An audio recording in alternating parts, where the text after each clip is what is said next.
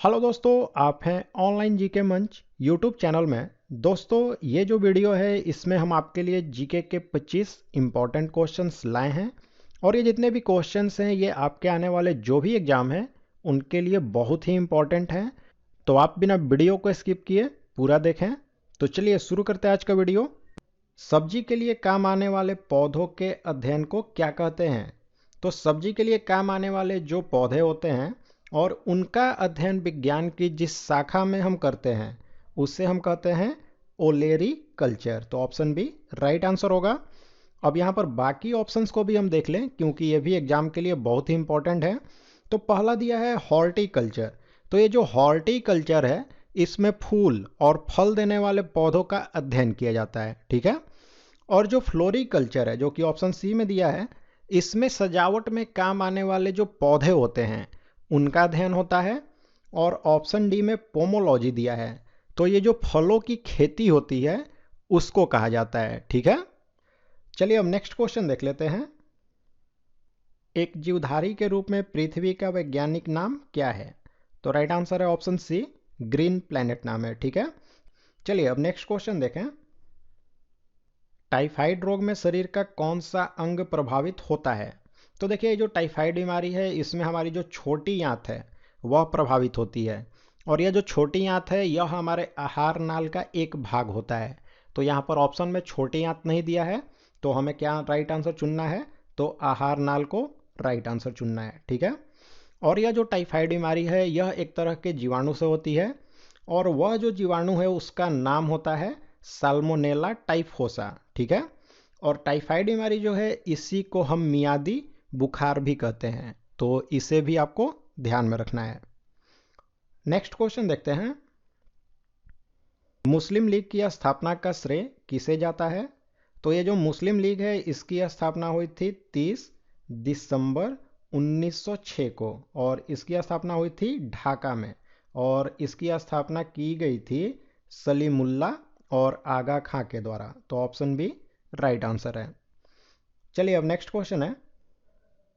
जामा मस्जिद का निर्माण किसने कराया था? तो ये जो जामा मस्जिद है इसका निर्माण कराया गया था शाहजहां के द्वारा।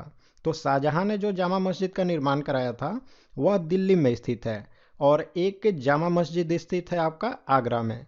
और यह जो आगरा में जामा मस्जिद स्थित है इसका निर्माण कराया था इस शाहजहां की एक बड़ी बेटी थी जिसका नाम था जहां आरा बेगम। और उसने इस जो आगरे में जामा मस्जिद स्थित है उसका निर्माण कराया।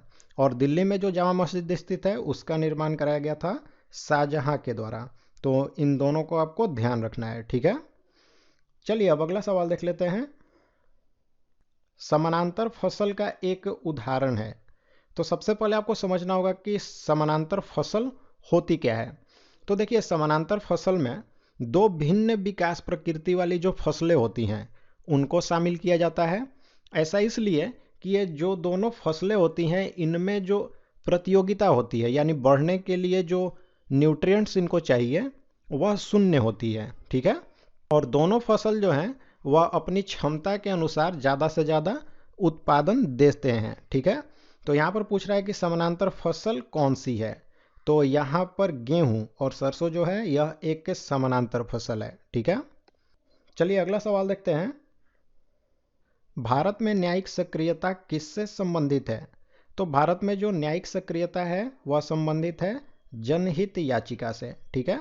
यह जो जनहित याचिका है इसे हम शॉर्ट फॉर्म में PIL कहते हैं, यानी कि इसका फुल फॉर्म होता है पब्लिक इंटरेस्ट लिटिगेशन। अगर ये सवाल आपसे पूछ लिया जाए अब कि यह जो जनहित याचिका है इसकी शुरुआत किस देश से हुई थी, तो वहां पर आपको राइट आंसर देना होगा। इसकी शुरुआत हुई थी संयुक्त राज्य अमेरिका से, यानी कि USA से, ठीक है। चलिए अब आपके सामने है अगला सवाल। निम्न में से कौन सा एक मतदाता आयु घटाने से संबंधित संविधान संशोधन है? तो देखिए, इसका राइट आंसर है ऑप्शन सी, 61वां संविधान संशोधन जो है जो कि 1988 में हुआ था। इसमें जो मतदान की आयु थी वह 21 वर्ष से घटा करके 18 वर्ष कर दी गई थी, ठीक है। और यह जो 61वां संविधान संशोधन है, अगर यह पूछा जाए कि यह लागू कब हुआ था, तो यह लागू हुआ था 28 मार्च 1989 को, यानी कि 1989 को। ठीक है। नेक्स्ट क्वेश्चन है दोस्तों, इनमें से कौन भिन्न है? तो इनमें से भिन्न है ऑप्शन बी, कैलोरी। ठीक है। यहाँ पर ये जो प्रतिरोध है, धारिता है और अवरोध, ये तीनों जो हैं यह भौतिक राशियां हैं, जबकि कैलोरी जो है यह ऊष्मा की एक इकाई है। तो इसलिए यह तीनों से भिन्न है। ठीक है।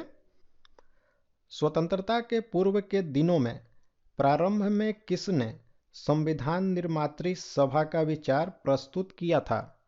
तो राइट आंसर है ऑप्शन है एम.एन. रॉय जो हैं, इन्होंने संविधान निर्माण के लिए एक संविधान सभा का विचार सबसे पहले किया था 1934 ईस्वी में। ठीक है।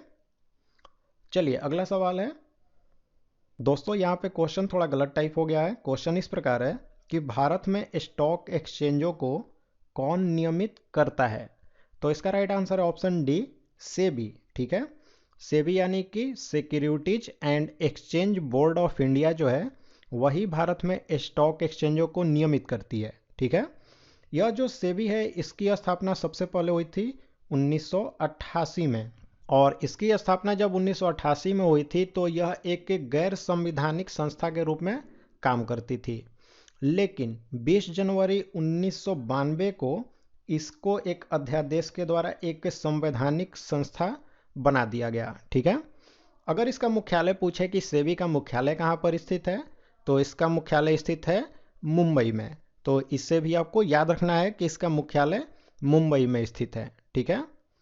नेक्स्ट क्वेश्चन देखते हैं दोस्तों, रॉक गार्डन के सृजनकर्ता कौन है? तो ये जो रॉक गार्डन है यह स्थित है चंडीगढ़ में, और इसके जो सृजनकर्ता यानी कि इसको बनाने वाले जो हैं, उनका नाम है ऑप्शन बी, ली कार्बूजियर। ठीक है।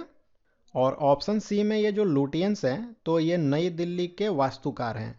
तो ये दोनों काफ़ी ही इंपॉर्टेंट है आपके एग्जाम के लिए, और बहुत बार रिपीट हुए हैं कि चंडीगढ़ में जो रॉक गार्डन है उसके सृजनकर्ता कौन है, तो वे हैं ली कार्बूजियर, और नई दिल्ली के वास्तुकार कौन है, तो वे हैं लुटियंस। चलिए अब अगला सवाल देख लेते हैं, इनमें से कौन सी किरण को आंखों से नहीं देखा जा सकता है? तो इसका राइट आंसर है ऑप्शन डी, उपरोक्त सभी, यानी कि अवरक्त किरण, गामा किरण और पराबैंगनी किरण, ये जो तीनों किरणें हैं, इन्हें हम आंखों से नहीं देख सकते हैं। नेक्स्ट क्वेश्चन है आपके सामने दोस्तों, किस राज्य को भारत का कोहिनूर कहा जाता है? तो राइट आंसर है ऑप्शन है आंध्र प्रदेश। ये जो आंध्र प्रदेश है, इसी को हम भारत का कोहिनूर कहते हैं। इसके पीछे कारण यह है कि आंध्र प्रदेश में कोल्लूर की जो खान है, यहीं से जो विश्व प्रसिद्ध कोहिनूर का हीरा है, वह यहीं कोल्लूर की खान से मिला था। तो इसी के कारण ये जो आंध्र प्रदेश है, इसे हम भारत का कोहिनूर कहते हैं। नेक्स्ट क्वेश्चन है, केंद्रीय शुष्क बागवानी संस्थान कहाँ पर स्थित है? तो ये जो केंद्रीय शुष्क बागवानी संस्थान है, यह स्थित है बीकानेर में, जो कि राजस्थान में है। ठीक है। नेक्स्ट क्वेश्चन है, जब कोई वस्तु ऊपर से गिराई जाती है तो उसका भार क्या होगा? तो देखिए, इसको पहले आप समझ लें कि कोई वस्तु अगर ऊपर से आदर्श परिस्थितियों में गिराई जाती है, आदर्श परिस्थिति यानी कि वायु का जो प्रतिरोध है, अगर उसको हम शून्य मान लें यानी कि नगण्य मान लें, तो वह जो वस्तु है उसके भार के ऊपर किसी तरह का कोई असर नहीं होगा। इसके पीछे कारण यह है कि उसका जो द्रव्यमान है वह तो नियत होगा, और उस पर जो गुरुत्वीय त्वरण यानी कि ग्रेविटेशनल एक्सीलरेशन लग रहा है, तो इस वजह से उसका जो भार है वह रहेगा अपरिवर्तित। तो राइट आंसर हो जाएगा ऑप्शन बी, अपरिवर्तित। चलिए अगला सवाल देख लेते हैं, निम्नलिखित में से किस अम्ल में ऑक्सीजन नहीं है? तो राइट आंसर है ऑप्शन सी, नमक का अम्ल। ठीक है। इसका जो रासायनिक नाम होता है वह हाइड्रोक्लोरिक अम्ल होता है। तो यह जो हाइड्रोक्लोरिक अम्ल है यानी कि नमक का अम्ल है, इसमें ऑक्सीजन नहीं होता है। यह जो हाइड्रोक्लोरिक अम्ल है यह बनता है हाइड्रोजन और क्लोरीन के संयोग से। ठीक है। ऑप्शन ए में लिखा है सोरे का अम्ल। तो सोरे का अम्ल का जो रासायनिक नाम होता है वह होता है नाइट्रिक एसिड। और ऑप्शन बी में है गंधक अम्ल। तो ये जो गंधक का अम्ल है, इसका रासायनिक नाम होता है सल्फ्यूरिक अम्ल। तो ये जितने भी अम्ल के साधारण नाम दिए हैं इनका रासायनिक नाम भी आपको याद रखना है। चलिए अब अगला सवाल देखते हैं। दक्षिण गंगोत्री क्या है? तो ये जो दक्षिण गंगोत्री है वह भारत का पहला अंटार्कटिका पर शोध केंद्र था, ठीक है। और इसकी जो स्थापना हुई थी वह 1983 में हुई थी। अगला सवाल है, मौना लोआ ज्वालामुखी कहाँ स्थित है? तो ये जो मौना लोआ ज्वालामुखी है यह एक सक्रिय ज्वालामुखी है और यह स्थित है हवाई द्वीप में, जो कि संयुक्त राज्य अमेरिका का एक भाग है। नेक्स्ट क्वेश्चन है, जैन धर्म के प्रथम तीर्थंकर कौन थे? तो जैन धर्म के जो पहले तीर्थंकर थे उनका नाम था ऋषभदेव, तो ऑप्शन डी राइट आंसर होगा। और जैन धर्म के जो अंतिम और 24वें तीर्थंकर थे वे थे महावीर स्वामी, ठीक है। और ये जो पार्श्वनाथ है ये भी काफ़ी इंपॉर्टेंट है।